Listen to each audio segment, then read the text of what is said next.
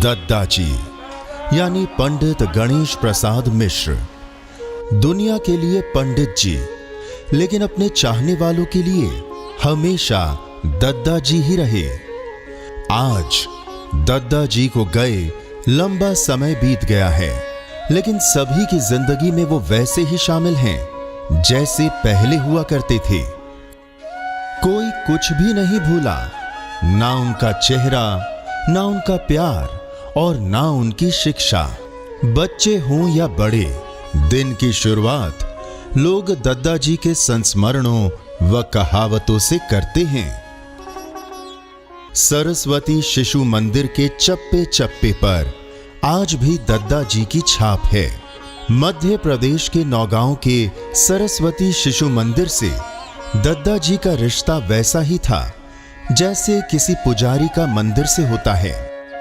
हालांकि कहने को तो वो कोई शिक्षक नहीं थे, लेकिन बचपन से ही उन्हें पता था कि केवल अच्छी गुणवत्ता वाली उच्च शिक्षा ही देश का भविष्य संवार सकती है। शिक्षा के प्रति गणेश जी का ये लगाव उनके बाल्यकाल से ही शुरू हो गया था।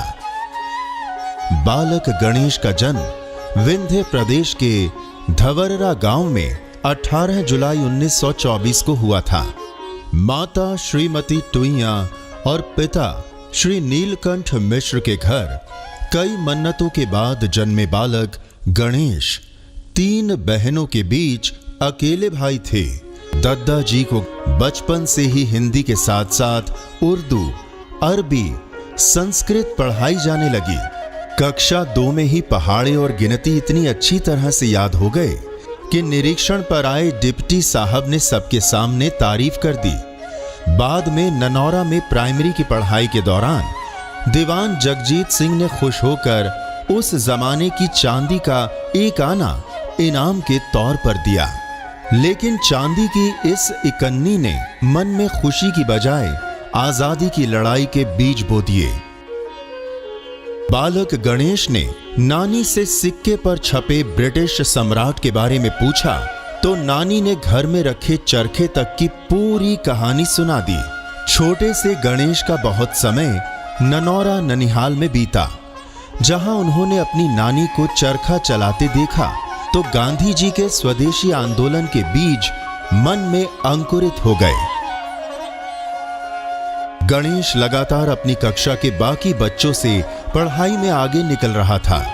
इससे खुश होकर अध्यापक बुद्धि बल्लभ शास्त्री ने गणेश की फीस माफ कर दी और चंदा कर स्कूल की यूनिफॉर्म भी बनवा दी।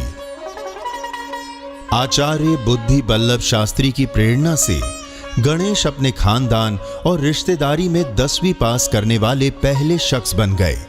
बहुत ही छोटे से गांव में उनका जन्म हुआ। बहुत ही साधारण और ये कहना चाहिए कि अभावों से ग्रस्त ऐसा उनका परिवार था। लेकिन उस परिवार में शिक्षा के प्रति विशेष अभिरुचि के कारण पास में लगे हुए नौगांव स्थान पर गांव की पढ़ाई समाप्त करने के पश्चात वहाँ के हायर सेकेंडरी में उनकी पढ़ाई हुई और वहाँ के एक वो प्रतिभावान छात्र थे। तत्कालीन अजमेर बोर्ड से उन्होंने हाई स्कूल में प्रथम श्रेणी में परीक्षा पास की, सर्वाधिक अंक आए। यानी एक साधारण से परिवार में एक ऐसा बालक जिसने अपनी असाधारण प्रतिभा के द्वारा समाज में अपना प्रभाव ही उत्पन्न नहीं किया बल्कि सभी छात्रों को पढ़ने के लिए प्रेरणा प्रदान की। प्रथम श्रेणी में सभी विषयों में विशेष योग्यता के साथ गणेश प्रसाद मिश्र के हाई स्कूल करने की खबर तेजी से फैली और पोस्ट ऑफिस में बुलाकर सरकारी नौकरी मिल गई। इसी दौरान 1942-43 में शादी भी हो गई। हाई स्कूल पास करने के बाद उनको जो है सरकारी नौकरी पोस्ट ऑफिस में मिल गई। तो उनका गृह जीवन ठीक तरह चलने लगा। बच्चों को पढ़ाना लिखाना और अच्छे संस्कार देना, ये भी उनका काम है। जो कि उद्देश्य होता है जीवन का, उस उद्देश्य की पूर्ति भी उन्होंने की। स्वयं जो है चरित्रवान रहे, स्वाभिमान रहे, परिश्रमी रहे, और वैसे ही उन्होंने अपने बच्चों को भी बनाया।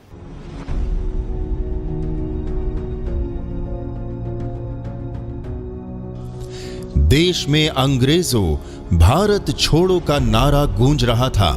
द्वितीय विश्व युद्ध चल रहा था और ऐसे में पोस्ट ऑफिस में नौकरी के दौरान गणेश प्रसाद मिश्र राष्ट्रीय स्वयंसेवक संघ के संपर्क में आए।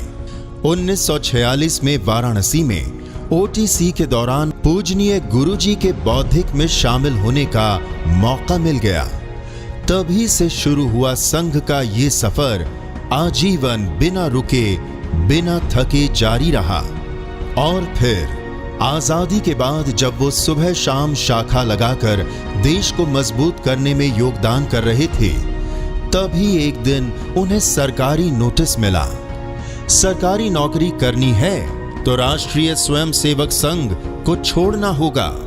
ऐसे वक्त में पंडित गणेश प्रसाद मिश्र ने वो फैसला लिया जिसके बारे में अच्छे लोग सोच भी नहीं पाते। पंडित जी ने सरकारी नौकरी छोड़कर संघ के रास्ते पर चलकर समाज और राष्ट्र निर्माण करने का निर्णय किया। तो जब गांधी आंदोलन हुआ तो उस समय नौकरी छोड़ने का प्रश्न आया तो उन्होंने तुरंत नौकरी छोड़ दी। लेकिन इसी बीच 30 जनवरी 1948 को महात्मा गांधी की हत्या हो गई और झूठे आरोपों के बीच संघ के स्वयंसेवकों की धरपकड़ शुरू हो गई। इस कठिन समय में गणेश जी ने हौसला नहीं खोया और जेल में बंद साथी स्वयंसेवकों का साथ देने के लिए आगे बढ़कर गिरफ्तारी दे दी। बाद में सरकार को झुकना पड़ा और जेल में बंद स्वयंसेवकों को रिहा करना पड़ा। लेकिन इस जेल यात्रा के दौरान पंडित जी के हौसले ने पूरे बुंदेलखंड के इलाके में गणेश प्रसाद मिश्र को दद्दा जी के नाम से मशहूर कर दिया। गांधी हत्या का आरोप लगकर के ऊपर प्रतिबंध लगा तो उसमें उस आंदोलन में अपनी सक्रिय सहभागी देकर के गिरफ्तारी दी और जेल भी गए। 1949 में संघ से प्रतिबंध हटने के बाद 1951 में पहले आम चुनाव की घोषणा हुई। चुनावों में जनसंघ के प्रत्याशी चौधरी रामाधीन का समर्थन किया और चुनाव के बाद संघ के प्रचारक बाबूलाल जी ने औषधालय में सहयोग के लिए आयुर्वेद में रजिस्ट्रेशन करा दिया। अपनी लगन और मरीजों की सेवा भाव की वजह से कुछ ही समय में आयुर्वेद के साथ साथ एलोपैथी और इंजेक्शन लगाने के काम में पारंगत हो गए और लोग उन्हें वैद्य जी के नाम से पुकारने लगे। देश के आम लोगों का अच्छा स्वास्थ्य और गरीबी का उन्मूलन सीधे सीधे गौ पालन से जुड़ा हुआ है। इसलिए गौवध रोकने के अभियान में कूद पड़े और उनके प्रयासों से प्रयाग में लगी गौ रक्षा प्रदर्शनी में राजऋषि पुरुषोत्तम दास टंडन और तत्कालीन राष्ट्रपति डॉक्टर राजेंद्र प्रसाद ने आकर इस गौ रक्षा अभियान को आगे बढ़ाने की सराहना की। गौ रक्षा और चिकित्सकीय सेवा के जरिए दद्दा जी ने जो स्थान बनाया उसका राजनीतिक असर 1967 में हुए चुनाव पर भी पड़ा। दद्दा जी अब तक कानपुर के बड़े इलाके में वैद्य जी के नाम से पहचाने जाने लगे थे, लेकिन तभी समय ने अपनी चाल चली और दद्दा जी को तात्यागंज छोड़कर धवररा आना पड़ा। जब धवररा दद्दा जी की कर्मभूमि बनी तो कुछ ही महीनों में वो संघ का गढ़ बन गया। ये दद्दा जी की लगन का ही परिणाम था कि धवररा गांव में सुबह और शाम की 5-5 शाखाएं लगने लगी, जिनमें स्वयं सेवकों की संख्या 100 के पार चली जाती थी। धवररा की शाखाओं के बारे में सुनकर उस समय सागर के तत्कालीन जिला प्रचारक माननीय श्री सुदर्शन जी, पूजनीय श्री रज्जू भैया, माननीय श्री अशोक सिंघल और मध्य प्रदेश के विभाग संघ चालक श्रीनिवास जी शुक्ल भी धबररा शाखा के वार्षिकोत्सव कार्यक्रमों में पधारे। लेकिन इस दौरान गंगा में बहुत पानी बह चुका था और देश भर में इंदिरा गांधी का एक छत्र राज था। आम लोगों से डरी इंदिरा गांधी की तानाशाही का आलम यह था कि उन्होंने लोकतंत्र की हत्या कर देश में इमरजेंसी लागू कर दी। इसके खिलाफ राष्ट्रीय स्वयंसेवक संघ और जनसंघ ने आवाज उठाई, लेकिन सरकार ने विरोधियों की धरपकड़ शुरू कर दी। जहां देखो वहां सीआईडी के जासूस इमरजेंसी का विरोध करने वालों की गिरफ्तारी में जुटे थे। ऐसे में दद्दा जी भी भूमिगत हो गए, कभी किसी मंदिर में तो कभी किसी के घर छिपकर इंदिरा गांधी की ज्यादतियों के बारे में लोगों को जागरूक करने में जुट गए। दद्दा ने भी धबररा में सीआईडी की छापेमारी बढ़ने के बाद विरोधियों का केंद्र बदलकर नौगांव कर दिया। 1977 के चुनाव में इंदिरा गांधी का पतन हुआ और दद्दा फिर से सामाजिक चेतना जगाने के काम में जुट गए। इस बार उन्होंने पर्यावरण संरक्षण के लिए वृक्षारोपण का बीड़ा उठाया। बुंदेलखंड की जो धरती पिछले कई बरस से सूखे की मार झेल रही है, उसकी आशंका उन्होंने बरसों पहले ही जता दी थी। इसलिए दद्दा जी ने जल संरक्षण और बड़ी संख्या में वृक्षारोपण के लिए जागरूकता अभियान चलाया। ये उनके प्रयासों का ही फल है कि धबररा और उसके आसपास के कई इलाके हरे भरे नजर आते हैं। जमीन अच्छी फसल पैदा करती है। मुश्किलों में बिताए बचपन की वजह से उन्होंने मितव्ययिता का पाठ अनुभव की पाठशाला में सीखा और अपने कार्यकलापों से अपने सहयोगियों को भी सिखाया। उनका मितव्ययिता का गुण मुझे सर्वाधिक पसंद था। कोई भी चीज़ जिसे हम अनावश्यक मान के फेंक देते थे, उसी में से वो अपनी काम की वस्तु तलाश लिया करते थे। ये एक उनसे सीखने का मुख्य बिंदु हुआ करता था। उन्होंने तकनीकी ज्ञान को आज के युवाओं की जरूरत बताया और आईटीआई की स्थापना की, जिसमें युवा ऐसी रोजगार परक शिक्षा ग्रहण कर सकें जिसमें कल कारखानों में नौकरी भी मिल सके और स्वरोजगार भी किया जा सके। उनकी यही भावना रहती थी कि आसपास के बेरोजगार युवक कोई टेक्निकल संस्था, टेक्निकल ज्ञान लेकर, टेक्निकल ट्रेनिंग करके अपने रोजगार ढूंढें तो उनका भरण पोषण अच्छी तरह से हो सके। दद्दा जी ने अगर समाज के पिछड़े वर्ग के बच्चों को आगे बढ़ाने के लिए आईटीआई की स्थापना की, तो अपने परिवार को भी सामाजिक कार्यों में झोंक दिया। छोटे बेटे राकेश आज समाज सेवा कर रहे हैं, तो चारों बेटियों को उस जमाने में उच्च शिक्षा दिलाई, जब बेटियों को स्कूल भेजना भी अच्छा नहीं माना जाता था। शिक्षित होना बहुत आवश्यक है और